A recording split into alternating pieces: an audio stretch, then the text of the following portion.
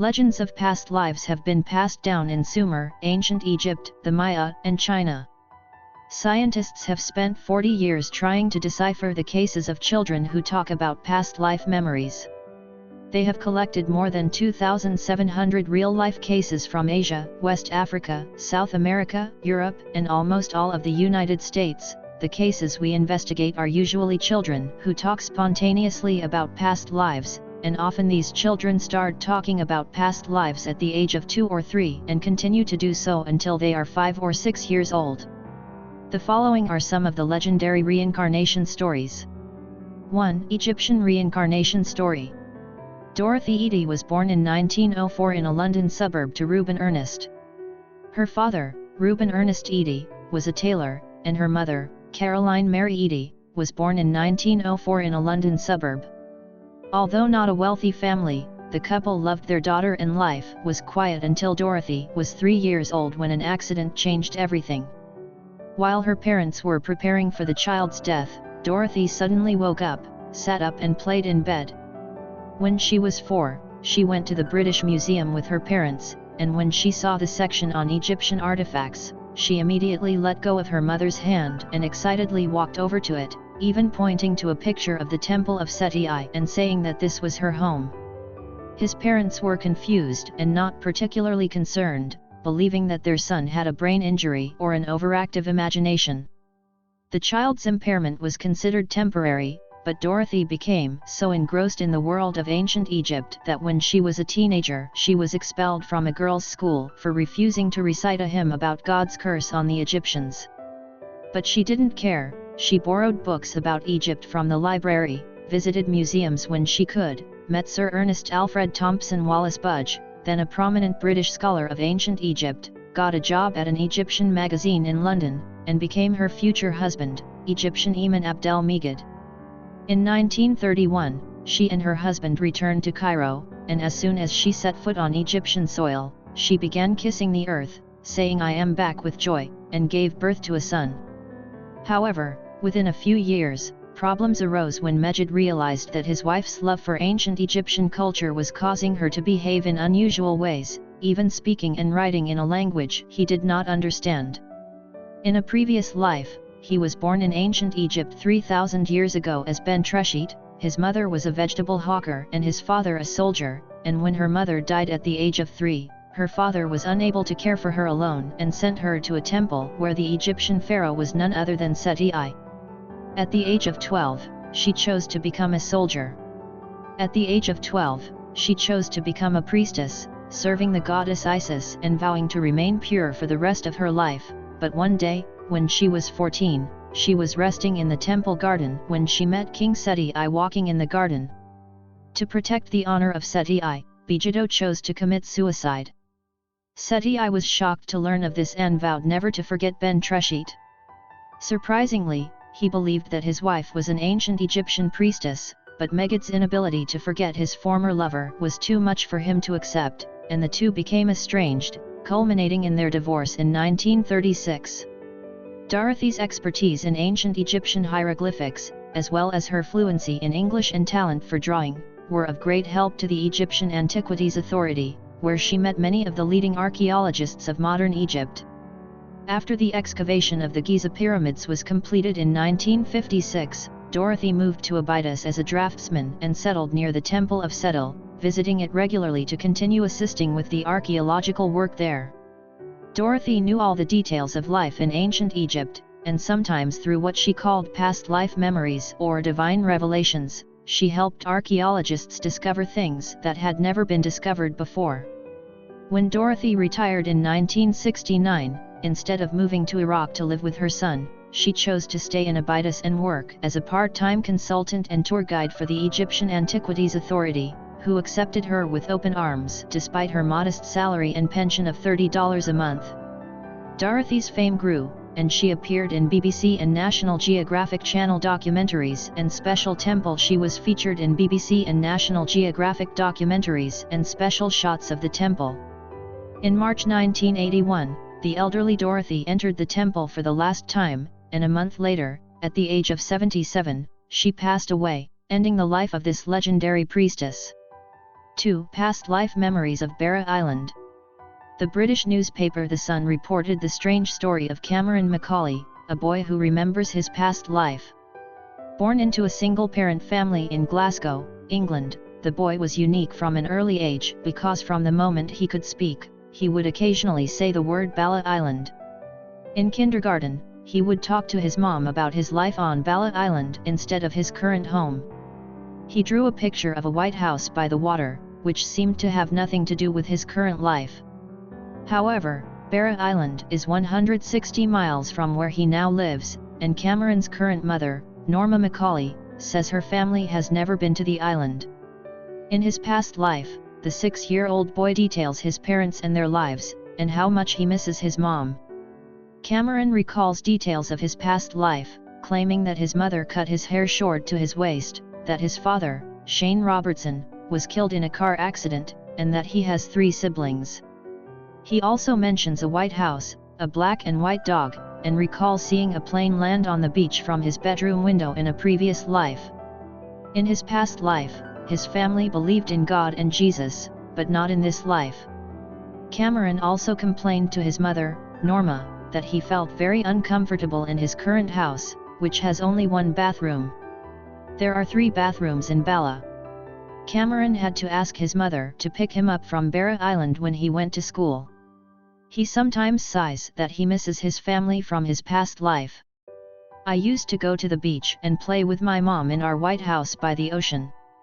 I miss my mom from my past life and I want to go back. He was sure he had a past life and he cried because he was worried that his family was looking for him and wanted them to know that he was okay now. She wanted her family to know that he was fine. One day, her son's kindergarten teacher told Norma that a television station was looking for people with past life memories. Given that many people do not believe in reincarnation, and that she is a single mother with a son, Martin, who is a year older than Cameron, she says that big boy's mood has been affected by little boy. But then Cameron asked Norma to take him to Bala Island from time to time, so he contacted the TV station and was told that he could take Cameron to Bala Island to find out. They traveled with Dr. Jim Tucker, a psychologist from the University of Virginia, and when they arrived at Bala, the plane landed on the beach as Cameron had described. He said Norma would have liked her former mother and her former mother would have liked Norma, so he was eager for the 2 mothers to meet. After walking all over the island and not finding the White House, the local history museum called Norma and told her that there was indeed a beach in Barra and a white house belonging to a man named Robertson. Norma did not tell Cameron where he was going, and took him directly to the White House. Once there, Cameron asked his mother and brother, "Now, will you believe me? The house has 3 bathrooms, and the only thing that hasn't changed is the view of the beach from the windows." In addition, the production team found a photo of Robertson inside the house with his wife, 3 sons, and a black and white dog that seemed to match details from Cameron's past life memories. When Cameron returned to Glasgow from Barra, he became much calmer, as if he had finally let go of his past, and never mentioned Barra again. People think that Cameron has grown up and begun to forget about Bala, as if he has given up his desire for a new life. When Norma asked Cameron why he had been reincarnated as her son, Cameron replied that he had fallen and landed in Norma's belly. Cameron's life was previously filmed for British television in a documentary called The Boy Who Lived, and scientists have been unable to explain what happened to Cameron. 3. The Martian in Russia. Boriska Kiprianovich was born in 1996 in Volgograd, Russia. He was born on Mars, lived on Mars, and was reincarnated on Earth to save humanity, but he claims to still have memories of his past life.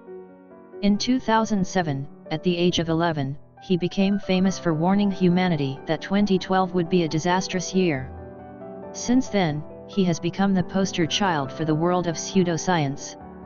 Since then, he has continued to publish predictions and tell stories of extraordinary experiences.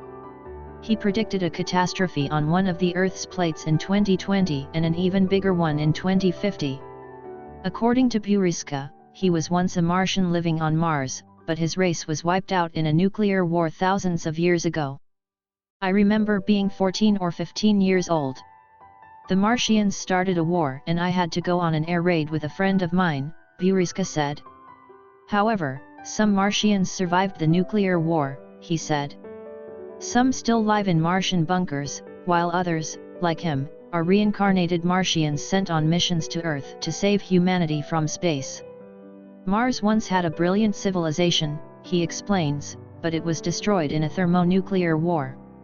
The Martians are 3 feet tall, breathe carbon dioxide, and many are immortal, stopping aging at the age of 35. Martians frequently visit Earth. Their technology is so advanced that they can travel interplanetally in circular ships.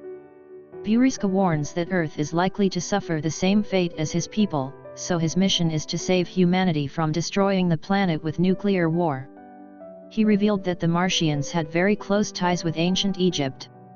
He said that behind the ears of the Sphinx in Giza, Egypt, there is a hidden switch that, once activated, will turn the entire planet upside down. Buriska's claim seemed shocking and absurd to most people for some time. However, leaving aside the truth of the statement, it must be admitted that the Russian boy was indeed a man of great wisdom. The late physicist and astronomer Stephen Hawking once said in a media interview, "Boy from Mars or not, his understanding of the universe and astronomy is beyond my imagination, and I believe that authoritative scientists around the world share this understanding." We can't ignore his cosmology and his predictions for the future of the world. There is no doubt that Buriska was a genius who impressed scientists around the world with his extraordinary intelligence and vast knowledge of the universe. Buriska's mother, a doctor, said her son was special from a very young age. Buriska even told them that he had visited Earth many times and told them his great story. However, no one knows exactly where he is now. In addition, when Buriska started kindergarten at the age of 2, his teachers noticed his excellent writing and language learning skills. His parents had never taught him specifically about the planetary system.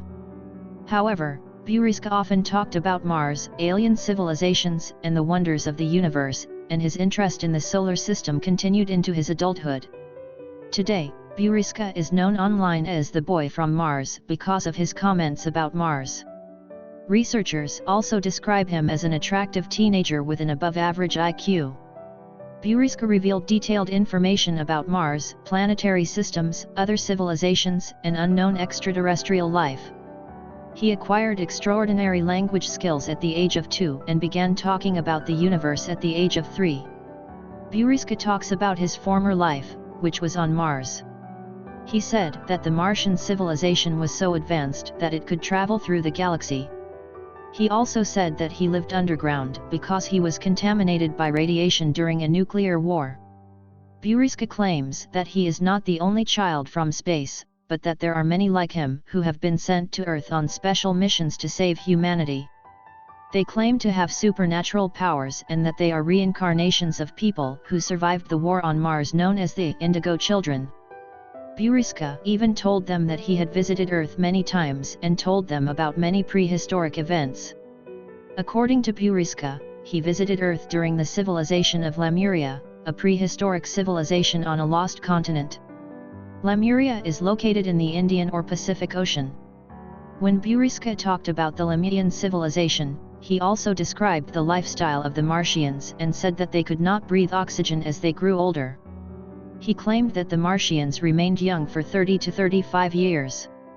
Buriska also claimed that he saw the end of the Lemurian civilization about 70,000 years ago. At first, his parents didn't believe him, so they looked into what he said and found it to be true. Buriska even told them about a spacecraft he had designed himself. It's made up of 6 layers, he said. The outer layer is 25% durable metal, the second layer is 30% rubber-like material, and the third layer contains 30% metal. The last 4% consists of a special magnetic layer. If the magnetic layer can be charged with energy, the machine can fly anywhere in the universe. Buriska is believed to have disappeared along with his mother, and follow-up searches by Western journalists have repeatedly failed. A fellow Russian is said to have told one reporter that Buriska is now in a remote village under the protection of the Russian government and that attempts to reach him are futile. Some people believe he lives somewhere in Moscow. Later, some psychologists claimed that they were able to communicate with Boriska through their own minds, and Boriska answered their similar claims that he and his mother were far away, but that he was doing okay and that the Russian government had something to do with it. However, no one knows exactly where he is now. 4. Confessions of a Chinese man with past life memories. In my past life I was a rabbit, born in 1903 in a village in Wuxian County, Shandong Province. When I was about 3 or 4 years old, I followed my parents and my third uncle's family to a region in northeast China on the border of Liaoning and Jilin provinces. In a previous life, his descendants had settled there. I have vague memories of moving from Shandong to northeast China 3 or 4 years ago and of my present life, but I vaguely remember that one of my sisters died in a place called Kosh, a place my parents rarely mentioned in previous lives. My father was a farmer in his previous life and died during the time of the false Manchu Kuo. My mother died after the liberation of China, but the old man was a monkey and was 75 years old when he died, which means he was born in 1884. My mother was originally from Tianjin, and even in her old age, she spoke Tianjin very well, and could read and write. However, I don't know why she came to Shandong or why she married my father in a previous life.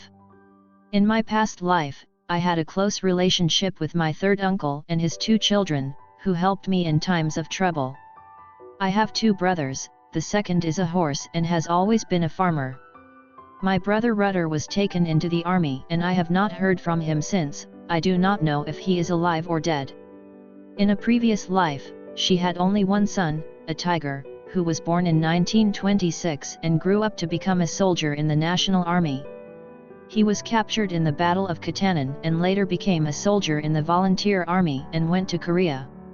Upon his return from Korea, he became a disabled soldier and was discharged from the army to work in a government forest.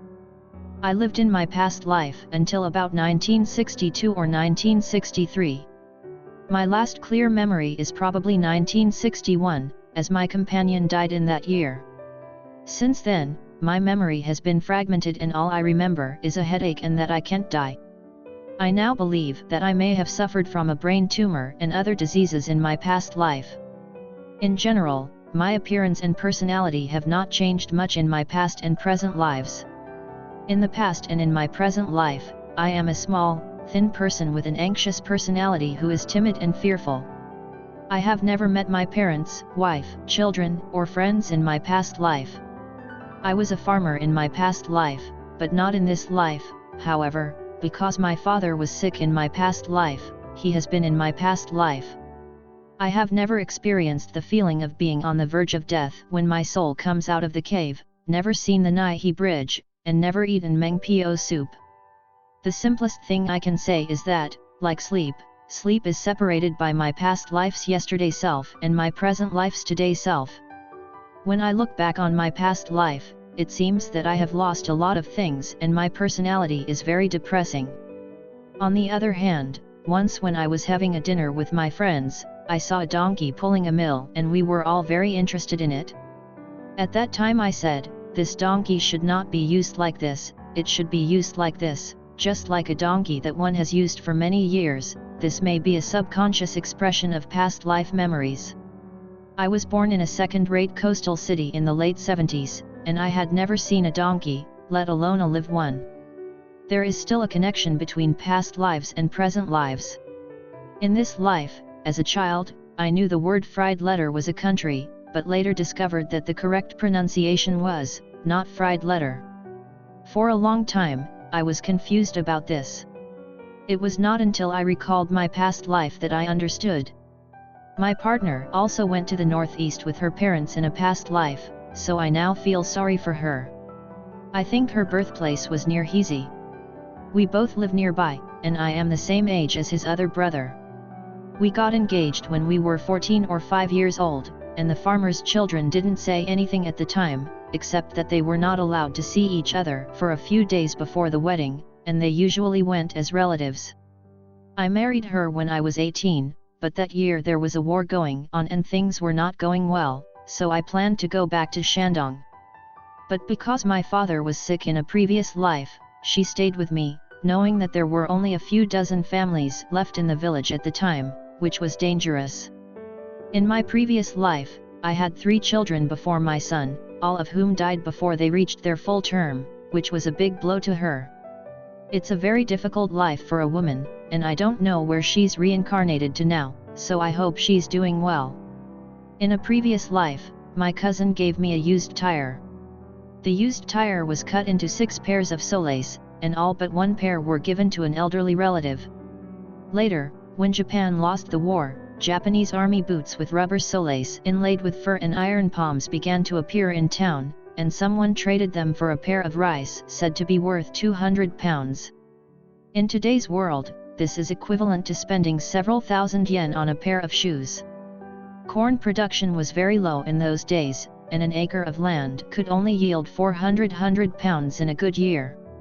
One winter before liberation, I spent the night in the town of Shuang *. It snowed in the middle of the night, and when I opened the window in the morning, the snow on the ground was red instead of white. In a previous life, my right arm was injured, so I couldn't straighten it and use my left hand. In this life, I was born left-handed, so I think this has a lot to do with it. When I don't remember my past life, I still don't like the black land and white snow of the Northeast. Spiritually speaking, the quality of the mind should be the carrier, and the experience should be the burden to carry. Now, my mental condition is like a car loaded with twice the capacity, and it is easy to have a mental condition. I've always wondered where those memories are stored. I've never experienced the feeling of dying when the soul comes out of the cave, I've never seen the bridge over the river, I've never drunk Mona's soup. The simplest thing I can say is that it is like a dream that separates my past life of yesterday from my present life of today. When I met with the psychologist, I told him about myself in the third person, and he said that this was a common occurrence. The psychologist said that he had encountered at least 20 such cases in the past 10 years, and that most of them could be confirmed in reality, except for a few cases of hysteria. The doctor looked at me and smiled understandingly. Obviously, he saw right through me. Finally, he told me that almost 100% of adults with past life memories prefer to keep it to themselves, while minors with past life memories are made to fade into oblivion to the point where they think they have heard about it on TV shows or in their adult lives. This is done in order to be psychologically normal in the future. In this life, I believe in Marx and Lenin. I still consider myself an atheist, I don't believe in ghosts, and I didn't believe in ghosts in my past life. In my past life, my mother used to tell me stories about ghosts, but I just listened to them as stories.